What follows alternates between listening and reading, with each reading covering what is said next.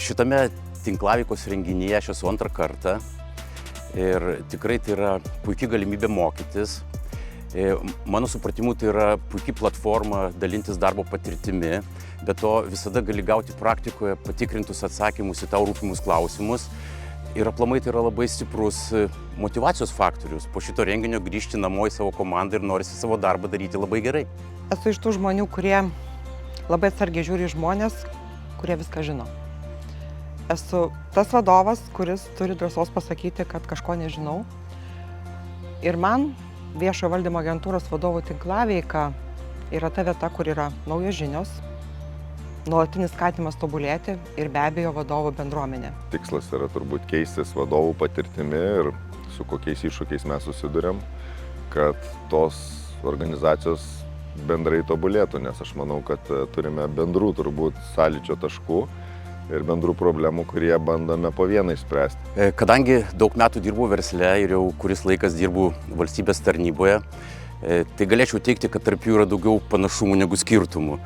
Nors yra ir tam tikrų skirtumų. Tai versle mes visada turime galvoti apie pinigus, apie pelną, bet ne visada apie darbo prasmę. Valstybės tarnyboje didžiausia darbo prasmė yra dirbti žmogaus labui. Ateina dirbti jauni žmonės, ateina dirbti žmonės iš verslo. Tie, kurie dirba senai, tapo kur kas atviresni, drąsesni, nori pokyčių ir ne tik nori pokyčių, bet juos inicijuoja ir įgyvendina. Valstybės tarnautojas iš savęs turi labai daug įpareigojimų, ką tu gali daryti, ko negali. Manau, kad turi daug, aš sakyčiau, užsuvaržymų ir įpareigojimų. Bet jisai turėtų būti pirmiausia tai kompetitingas visoms sritim, ypač teisinėm suvokime. Šiandien turim nuostabų renginį, telkiam vadovus ir kodėl valstybės tarnyba yra svarbi kiekvienai valstybei, kodėl svarbi mums. Tai pirmiausia, turbūt efektyviai veikiantis viešasis sektorius, tai yra pamatas, ant kurio stovi visa valstybė ir nuo kurio priklauso kiekvieno iš mūsų gaunamos paslaugos. Tai ką mes kaip viešo valdymo agentūra darom, kad tos paslaugos būtų kokybiškesnės. Tai pirmas dalykas – ugdom vadovus.